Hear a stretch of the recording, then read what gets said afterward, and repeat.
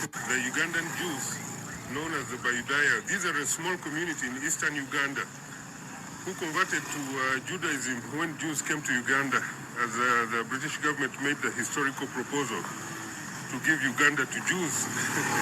Yeah? I sometimes wonder why anyone would have such an idea if it is not anti-Semitism, where the British didn't want any Jews in Europe anymore and sent them here. Anyway, when Israel started implementing its policy of granting any Jew in the world free Israeli citizenship, the Bayudai of Uganda filed their request to move to Israel, but were all denied Israeli citizenship for not practicing Judaism enough.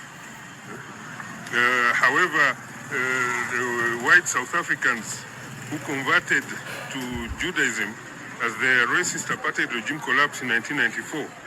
Some would say all converts ain't created equal, I guess, huh? Research over me search. Do you know that Theodor Herzl, he's seen as like the father of Zionism? He began his quest to establish a homeland for Jewish people. He sought out the support of the great powers to help him achieve his goal.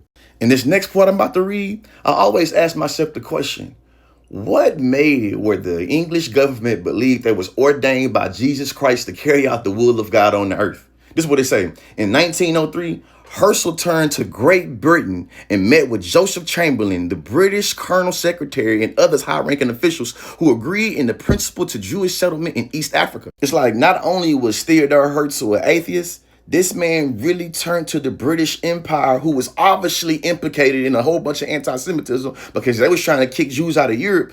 He felt like that person right there had the power, the jurisdiction to be able to create settlements in Palestine and in East Africa, goddamn, about doing it in South America, man. It goes on to say, the Uganda program was finally rejected by the Zionist movement at the 7th Zionist Congress in 1905. But they called for alternative conference to continue the plan of the Ugandan scheme. Something I always think about when it comes to the only democracy in the Middle East is how much they have discriminated and sterilized black people, all in the name of keeping their little ethno-religious thing pure.